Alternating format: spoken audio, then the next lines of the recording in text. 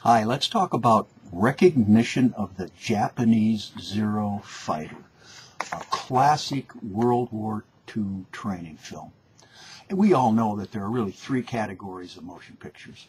First are entertainment films, feature films that we go to on the weekend or in the evening. Persuasive films, films that try to persuade us to change our attitudes or our opinions about something, like non-smoking films or wear your seatbelt films. And then there's the instructional category, the training film, we call them. Well, recognition of the Japanese Zero Fighter is certainly not the first, but one of the most memorable of the training films that come out of World War II. Let's talk a little bit about the context of this film. First of all, it was produced in the middle of World War II. Think about World War II. Millions of men being trained all across the United States to fight in World War II. Part of that were the Army Air Corps, an attempt to train tens of thousands of pilots. Well, one of the problems that occurred is there weren't enough trained individuals who could prepare these pilots.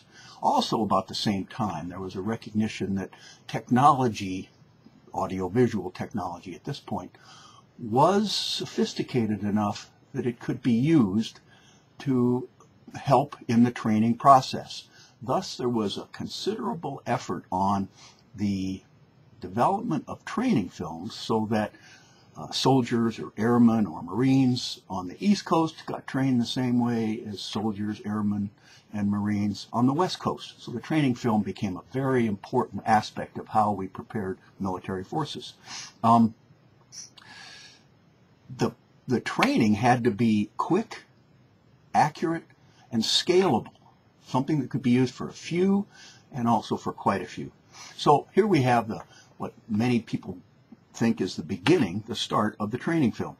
It's also important that this film was produced based on a new discipline of scientific principles that were produced that helped us understand how people learn. What are the strategies that we can use to help people remember things? And we'll see some examples of that, some excellent examples. So it's based on scientifically based best practices. And it also sort of set the stage for the recognition after World War II, certainly during World War II, that media could be used in the teaching and learning process. A whole wave of things that happened in the 40s, 50s, 60s, and continue today. So what we're going to talk about with this film is its relevance to what we do today in digital media and the technologies we use for online learning. A little sidelight. The director was a fellow named Bernard Voorhaas. He was a B-film producer, the kind of films that if you're old enough you went to watch on Saturday afternoons, really low budget, scary films, for example. He produced some 30 of these. And another interesting thing about Voorhaas is that in the 50s, he was blacklisted by the McCarthy Commission. An interesting sidelight. He went to England, came back, and lived up until, I think, 2000 before he finally passed away. So let's talk about this film for a second. Well, it begins with a dramatic segment. Planes flying, something, just think about it if you're a young man in the 1940s, you're preparing to be a fighter pilot, you get all excited about this introductory segment. We know that today as an attempt to motivate the learner, to attract their attention, to really get them involved in this. So the strategy there was, let's get them all motivated, and then let's teach them some things.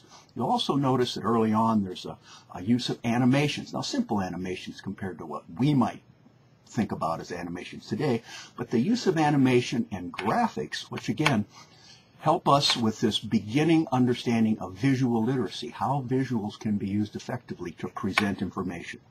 There's a mix of live action and graphics. Now today we might categorize that as multimedia instruction or multimodal instruction. Then it was used to show things in different ways. Live action versus let's stop that live action and let's show some graphics that help us understand, clarify, move in a little closer on information. There's one segment where they talk about the fuselage of the Japanese Zero Fighter was shaped like a big cigar. Well, an analogy then, or a mnemonic device to help us remember the fuselage was shaped by something we know, a big cigar. Which brings us into the use of comparisons. Remember, these pilots were all preparing to fly an American fighter. The P-40 is the one that's talked about. They knew a lot about the P-40. They spent a lot of time with it. So the strategy here was to compare something they knew, the P-40 fighter, with something they didn't know, the Japanese Zero Fighter. And so you see a strategy there where you base your instruction in the beginning on what we know and then transfer it to what we don't know. Excellent strategy, still used widely today. Highlighting, another strategy that's used in the film, where there are segments of the frame that are brightened, or attention is called to it. Even arrows are used, or circles are drawn. So we know that today is the use of highlighting to direct attention. And there is a direct link between the narration and the visuals. Many films, especially ones that aren't well produced, have what some people call chewing gum for the eyes. The information is really being presented verbally, and the visual component really doesn't add an awful lot. This little explanation is probably a pretty good example of that. Okay, now we get into a fun part, the Jimmy Saunders story.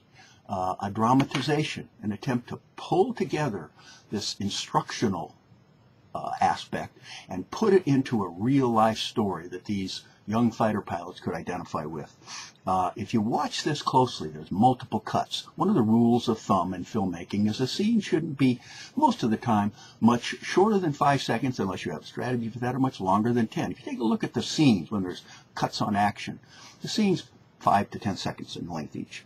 Varied camera positions. You have high angle, low angle. You have 2 shots where 2 people are in focus. You have close-ups. You have medium shots. So multiple camera positions. There's also the use of the motivated cut, where the action in the first scene motivates the action in the second scene, prepares us for it.